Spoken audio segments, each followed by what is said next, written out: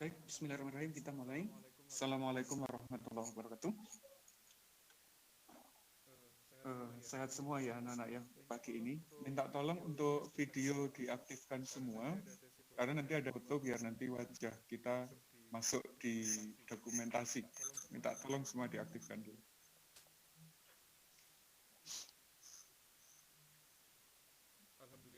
Alhamdulillah, hari ini kita bisa ketemu lagi di tanggal 9 Zulhijjah bertepatan dengan hari Arafah.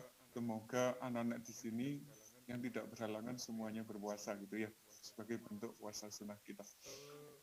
Untuk hari ini kita masih lanjut di bab yang kemarin, di bab sifat koligatif larutan. Tapi sebelum saya mulai, apakah masih ada pertanyaan terkait dengan materi yang pertemuan kemarin? Kalau ada silakan disampaikan, kita bahas. Ada?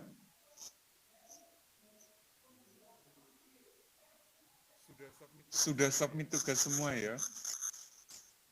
Oke, alhamdulillah. Soalnya saya belum ngecek semua karena masih banyak beberapa hal yang harus dikerjakan terlebih dahulu. Sabar ya. Baik, kalau nggak ada pertanyaan, hari ini kita lanjutkan materinya. Kemarin kita di bab sifat koligatif dan menyelesaikan 3 bagian. Bagian yang pertama adalah mengenai konsentrasi larutan, ada kenaikan titik D dan penurunan titik beku. Kita tinggal 3 materi lagi, insya Allah hari ini tuntas, yaitu mengenai penurunan tekanan uap, tekanan osmotif, dan sifat koligatif larutan elektrolit. Untuk membahas yang 3 konsep terakhir, ini nanti saya gunakan yang ada di modul Google Classroom kita. Karena ini mempermudah saat kita belajar. Nanti saya share screen dulu ya. Saya lupa belum share screen. Bentar. Makanya saya ngomong kok gak ada tampil apa-apa itu di layar.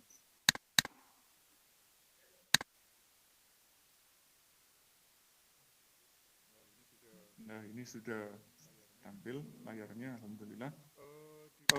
Di pertemuan lalu, saya ulangi ya, karena tadi sempat belum tahu. Kita sudah menyelesaikan 3 materi. Apa aja yang sudah selesai? Yaitu di bagian ini, ada konsentrasi larutan, kemudian di kenaikan titik D, dan penurunan titik beku. Hari ini kita targetkan 3 yang lain selesai, yaitu penurunan tekanan uap, tekanan osmotik, dan sifat koligatif larutan elektrolit. Agar mudah, hari ini kita gunakan modul aja, karena di modul lebih detail pembahasannya. Untuk materi yang dibahas hari ini, bagian pertama adalah mengenai tekanan osmotik. Nah, anak-anak insya Allah sudah sangat familiar dengan istilah osmotik atau peristiwa osmosis. Kalau di biologi sudah praktikum juga ya dulu ya. Nah, sebenarnya apa tekanan osmotik itu? Sebelum kita membahas tekanan osmotik, yang bagian pertama kita pelajari adalah istilah osmotik itu sendiri. Osmotik itu dikatakan sebagai peristiwa perpindahan zat akibat perbedaan jumlah partikel. Jadi kalau partikelnya berbeda, itu nanti ada pergeseran atau perpindahan zatnya. Bergerak dari konsentrasi yang lebih tinggi menuju konsentrasi yang lebih rendah. Agar perpindahan partikel itu tidak terjadi lagi, itu nanti perlu ditambahkan suatu tekanan dari luar.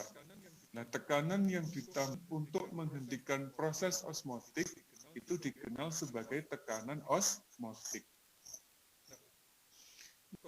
Konsepnya cuma itu, nanti saat perhitungan kita gunakan rumus yang ini, yaitu menggunakan rumus P sama dengan MR dikali T. Dapatnya rumus ini itu adalah penurunan dari rumus gas ideal yang dipelajari di SMP. Rumus gas ideal itu apa? P dikali P sama dengan nRT. P adalah tekanan untuk gas, V itu volume, N itu mol, R itu tetapan gas, T itu suhu. Kalau suhu, nanti satuannya dalam satuan Kelvin. Karena suhu mutlak yang digunakan. Dan sekarang yang dibahas tidaklah tapi berupa larutan. Kalau larutan, simbol tekanannya diubah. Tidak lagi menggunakan simbol P, tapi menjadi simbol Pi. Itu. Sedangkan kalau volume ini kita pindah ke sebelah kanan, nanti menjadi N per V. Lah N per V itu nanti sama dengan molaritas. Sehingga rumusnya berubah menjadi Pi itu M dikali R dikali T. Dengan M adalah molaritas. Materi pertama di konsentrasi kemarin. Beres ya? Untuk konsepnya. Lah bagaimana pengaplikasiannya di soal? Nah, aplikasinya begini.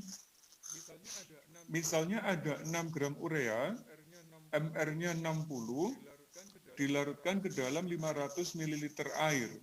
Suhunya 27 derajat Celcius. Berapa tekanan osmotiknya? Ya tinggal dimasukkan ke rumus, selesai. Bahwa rumusnya adalah Pi, ini adalah rumus dari molaritas, dikali R, dikali dengan T. Masanya 6, MR-nya 60, konversinya 1000, volume larutannya 500, R-nya pakai ini, tetapan gas, 0,082.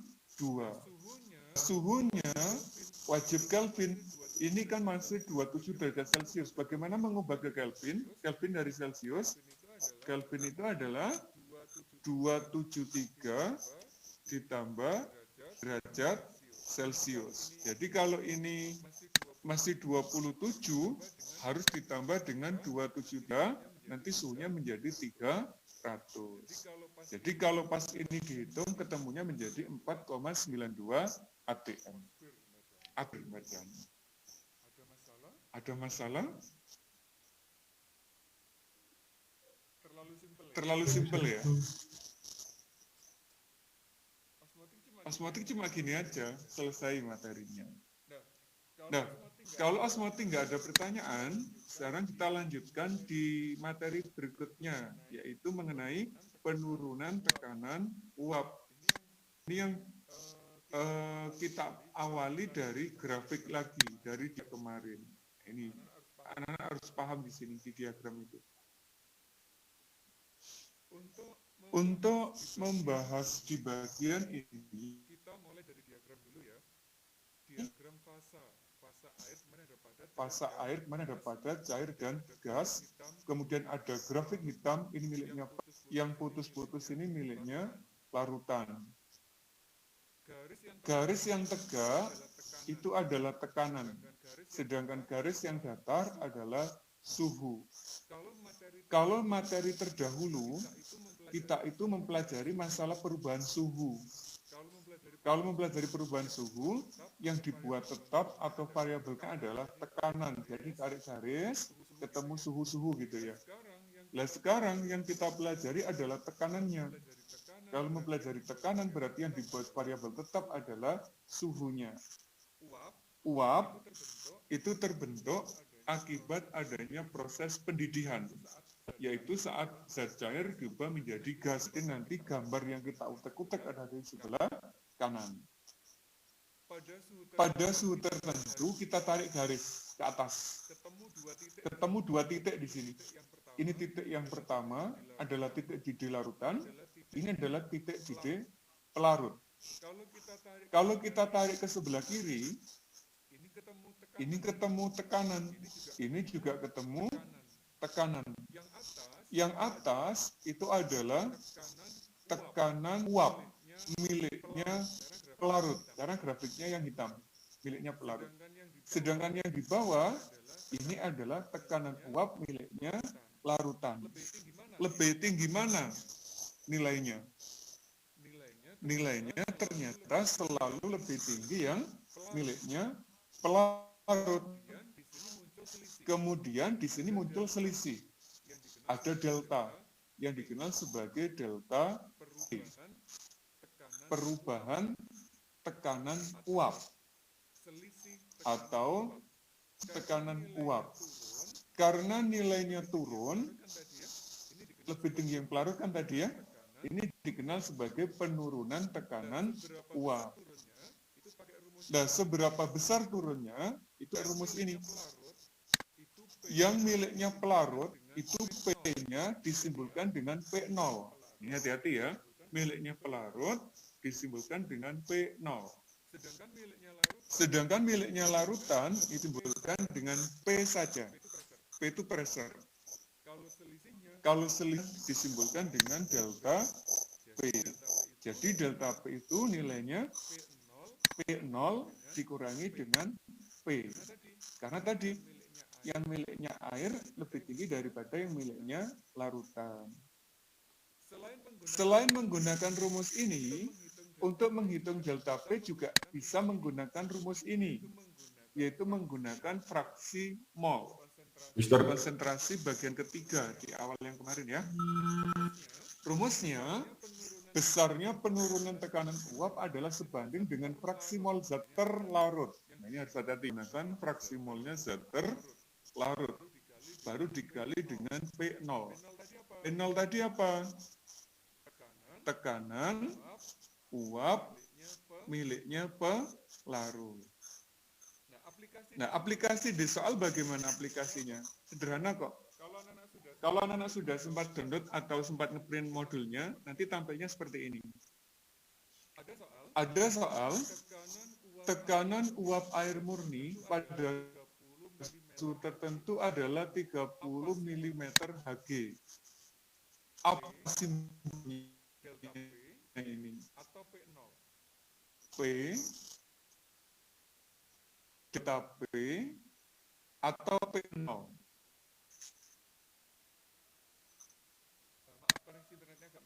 Maaf, koneksi internetnya agak melambat. Pelan-pelan ya. P0 ter. P0.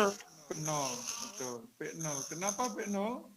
Karena itu tekanan uap air. Betul, miliknya air, sehingga simbolnya adalah P0. Terus ini, jika ke dalam 90 gram air dilarutkan 11 gram urea, tentukan penurunan tekanan uap. Apa simbolnya ini? Penurunan tekanan uap. Simbolnya adalah Delta P. Delta P. Terus, dan tekanan uap larutan. Berarti apa simbolnya ini? P.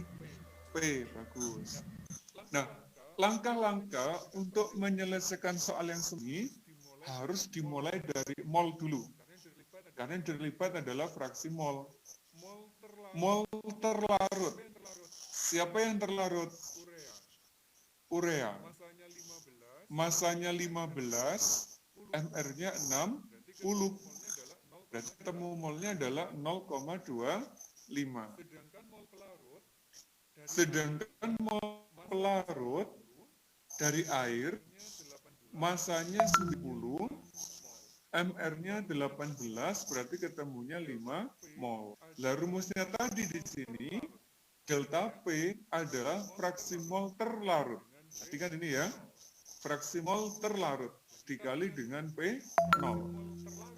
Nah, kita ingat, fraksi mol terlarut itu rumusnya adalah mol terlarut dibagi dengan mol total. Terlarutnya 0,25, totalnya berarti 0,25 ditambah 5. Dan P0-nya 30. Kalau dihitung ketemunya 1,43 mm Hg. Ini masih delta P. Lah berapa P-nya? P-nya pakai rumus ini. Delta P itu P0 dikurangi P. P0-nya adalah 30, delta P-nya adalah 1,43, sehingga P-nya menjadi 28,57. Nah, ini sangat mudah cara jawab kayak gini. Sederhana sekali.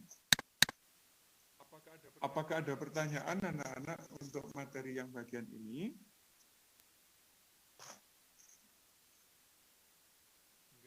Enggak ya?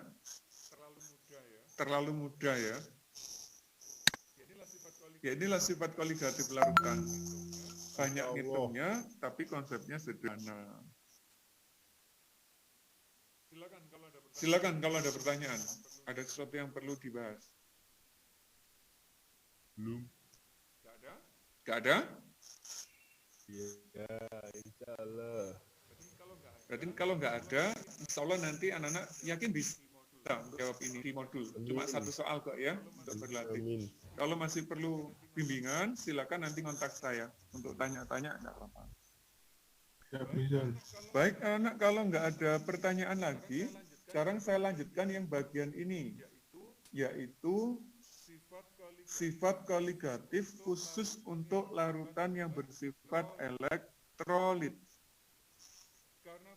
Karena berhubungan dengan elektrolit, kita harus mengingat juga konsep larutan elektrolit yang ada di kelas 10. Masih ingat ya elektrolit ya?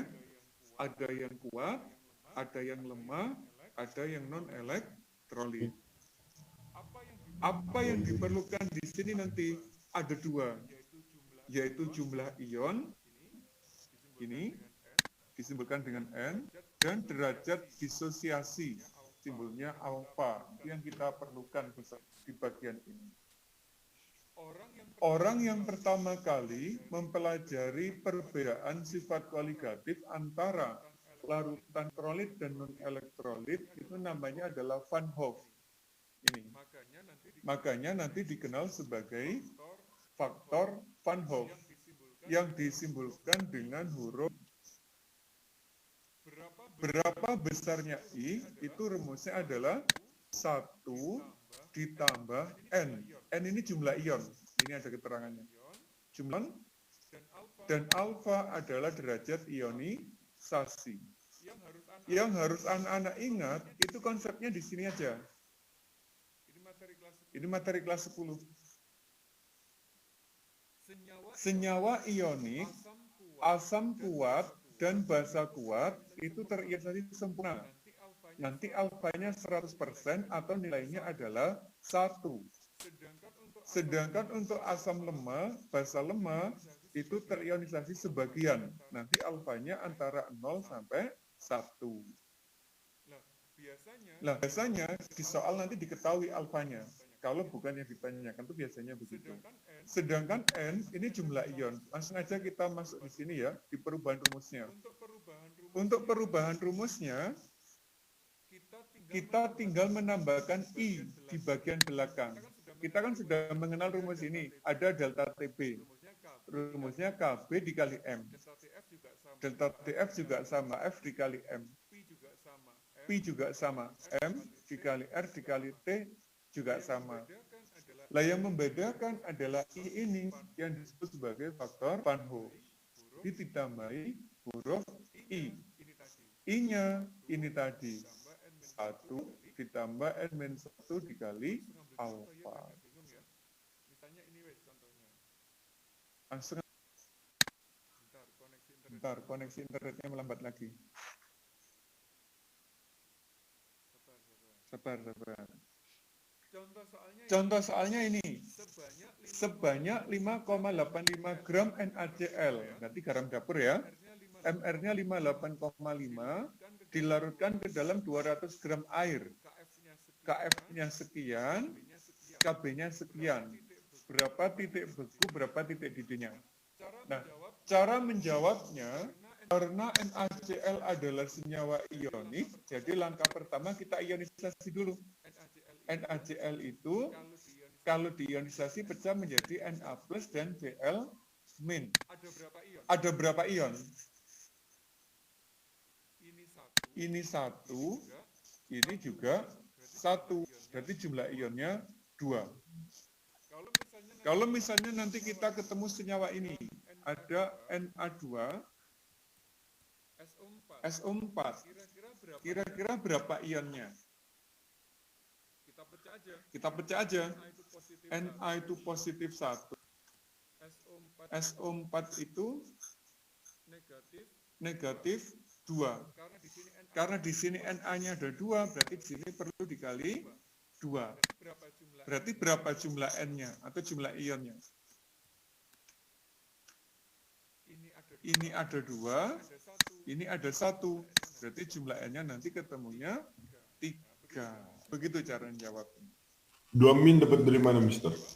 Kenapa? Pangkat SO4. Cara ionisasinya, Mas. Yang 2 min, Mister. Na2SO4, kalau kita ionisasi kan diionkan menjadi Na plus ionnya. Dan SO4 2 min. Karena Na-nya ada 2, berarti di sini jumlahnya ada 2. Lah jumlah ionnya berapa? Na-nya ada 2, SO4-nya ada 1, sehingga jumlah N-nya sama dengan 3. Atau ionnya sama dengan 3. Kalau ada ini lagi misalkan AlCl3, berapa jumlah ionnya? Al itu 3 plus. Cl itu muatannya negatif 1. Berarti butuh berapa Cl di sini? 3 ya. Nah, berarti berapa jumlah N-nya sekarang? Al-nya 1, Cl-nya ada 3. Berarti kalau dijumlah N-nya nanti ketemunya adalah 4. Nah, begitu. Itu untuk membuat ionisasi senyawa. Setelah kita tahu jumlah N-nya atau ionnya, baru kita masuk ini. Berapa alfanya? NaCl itu kan termasuk senyawa ion. Nah, ketentuannya tadi apa? Senyawa ion, asam dan basa kuat, alfanya adalah 1. Sehingga di sini yang dimasukkan alfanya sama dengan 1. I-nya tinggal dihitung. 1 ditambah ionnya 2 dikurangi 1 dikali alfa, alfanya juga sama dengan 1, sehingga I-nya ketemunya 2. Masukkan ke rumusnya. Delta TF KF dikali M dikali dengan I, I-nya 2, ketemunya adalah 1,86. Berapa titik bekunya? Titik beku kan harus di bawahnya air ya. Kalau air 0, berarti tinggal 0 dikurangi ini. Menjadi 1,86 derajat Celcius. Nah, nanti kalau kita bandingkan anak-anak ya, titik beku atau titik didih, elektrolit dan non-elektrolit itu pasti berbeda. Mengapa? Karena jumlah partikel yang elektrolit lebih banyak daripada yang non-elektrolit. Dari mana indikator lebih banyaknya? Adanya faktor ini, faktor pengalirnya. Titik didih yang elektrolit akan lebih tinggi daripada yang non-elektrolit. Titik beku yang elektrolit akan lebih rendah daripada yang non-elektrolit. Konsepnya begitu. Ini untuk titik beku. Untuk titik didih juga sama. Tinggal masukkan I, ketemulah nilainya sekian. Selesai materinya. Ada pertanyaan? Mister, saya masih kurang paham yang ini, Mister. Yang mana, Mbak? Yang atas tadi, yang nyari itu. Tolong Mbak sering diperbesar kali suaranya. Yang itu loh, Mister. Yang ada alfanya tuh loh, Mister. Itu saya masih kurang paham. Nyari I-nya itu dari alpha. mana? Yang ini tadi ya? Bawah. Nah, yang ini loh, Mister. Oh, yang ini ya? Ya, yang itu. Oke. Saya ulangi ya. NaCl itu kan senyawa ion. Kalau senyawa ion berarti dia termasuk elektrolit. Kalau elektrolit berarti dia punya faktor Van Hoff. Nilainya atau simbolnya adalah I.